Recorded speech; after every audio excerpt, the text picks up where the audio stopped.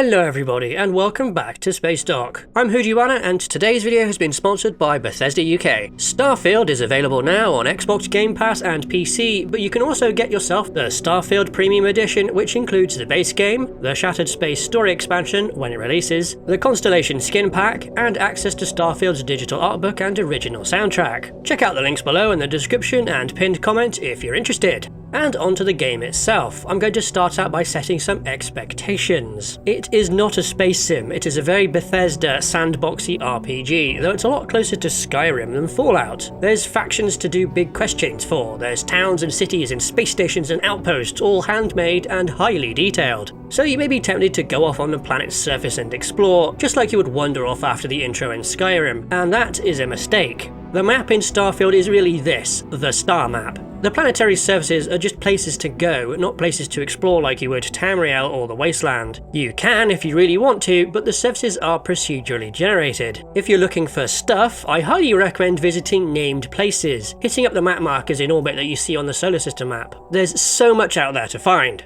And to do that, you need a spacecraft, which you get given in a tutorial. There's two ways of getting around with it. You can either do everything from the map, or use the ship scanner and do things from the pilot's seat. The only place you can fly is the spots in orbit around celestial bodies, but that's where random encounters happen. Maybe there's pirates there, or asteroids to mine, or this guy who wants to talk about your ship's extended warranty. You can talk to them or start blasting, or even try to dock. While docking itself is automated, it doesn't get old looking out windows to see what you're docked to. At one point, my companion at the time even pointed out our ship from inside a space station. The spacecraft are all modular and it's hard to get away from that look, but when you think about how challenging it must be to come up with a set of modular parts that fit together this well, across different styles and on the inside too, you can forgive it for not being completely perfect. The parts themselves are all highly detailed, industrial and chunky, especially the weapons. In fact, that's actually why I like using this particular combo of cockpit and landing bay, so I can have this huge pair of particle beams right there whenever I disembark. If you go the route of making or modifying your ship, here's some tips. Different spaceports and star yards have different parts available, so shop around. If you put the cursor over an attach node and then open the parts list, it'll only show parts that can go there. Don't bother decorating the interior because when you move parts around it'll all get sucked up and put into the cargo hold. You can duplicate parts so you can keep the same paint job.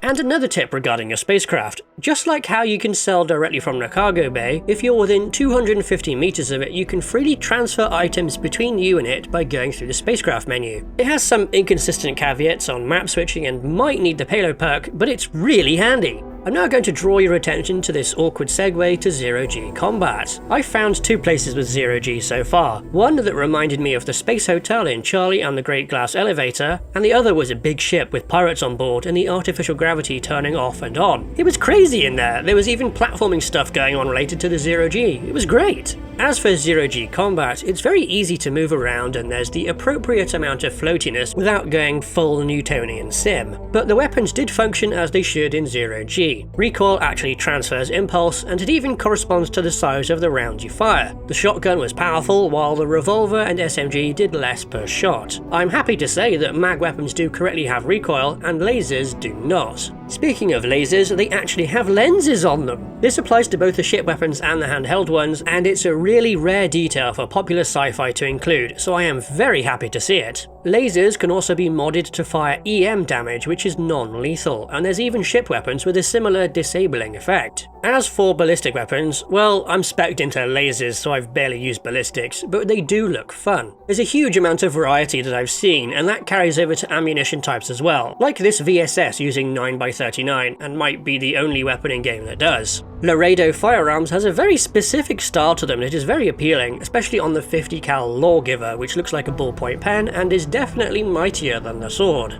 Another Laredo weapon that I'm actually using is this, a lever-action 40mm grenade launcher that is very good for damaging enemies in cover. I'm really looking forward to seeing some of the higher level weapons the game has waiting for me. I've mentioned it briefly before, but one of the real strong points of the game are the handmade environments. The details everywhere, the clutter, it's all fantastic and really adds to the environments they're in. Take this door in a research facility under attack by mercs. They clearly wanted to break in, but were interrupted. It's a good example of the environmental storytelling that's everywhere. The best places though are the towns and cities. New Atlantis is huge and really gives me a Citadel vibes from Mass Effect 1, with the clean white buildings and amazing soundtrack. It's a gorgeous place and very expansive, with multiple districts and people and shops and places to see everywhere. Its Freestar Collective counterpart is Aquila City, which has a completely different vibe to it. It's very frontier out here, very space western. The wood and stone and plants make it feel very grounded and comfy. Neon is completely different again. It's a packed place built on top of a fishing rig and there's just so much going on. There's the main street with all the lights and sounds and shops. There's the trade tower with corporations in it. There's the underbelly area where the fishing takes place and downtrodden slums where I bought this delightful little player house. Even the smaller towns are special, like Cydonia on Mars. It's great fun to hop around in here with the low Martian G, and there's even a tannoy announcement warning people not to jump off the balcony. Outside was huge and vast, with way too much effort put into it for somewhere you have no reason to actually go to. No matter where you go though, the volumetric lights and aggressive colour grading make the game look really cool. It's so good seeing the haze through a dusty atmosphere in the morning, or the lights on your ship through the chilly air. I love taking screenshots of this stuff with the photo mode and seeing them show up as loading screens. There's loads of other stuff to talk about too, like the conversation system going back to silent protagonist and having a whole new persuasion system that I just do not understand. The green options award less towards the goal but seem to fail more often than the red or yellow ones do. But you can also crit persuasion and win instantly, so that's good.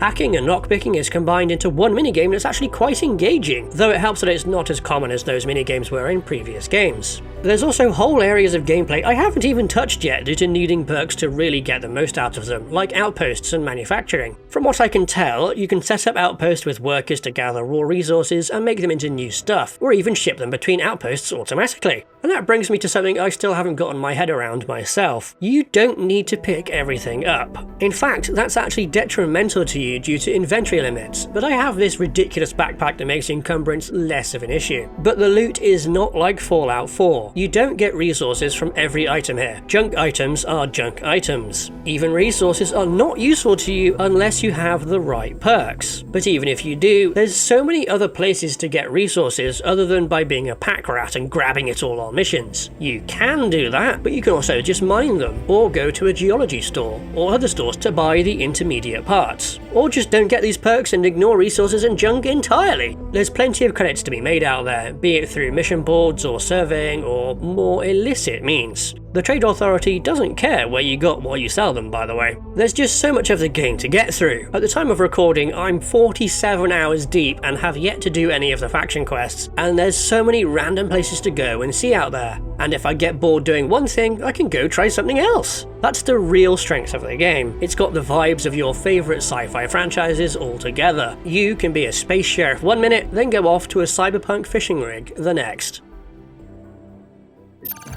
You can support Spacedock by joining our Patreon, where you can get our Space Fighter design reference book. Alternatively, you can support us directly through YouTube by giving us super thanks or by becoming a channel member. Thanks to our supporters, and thank you for watching.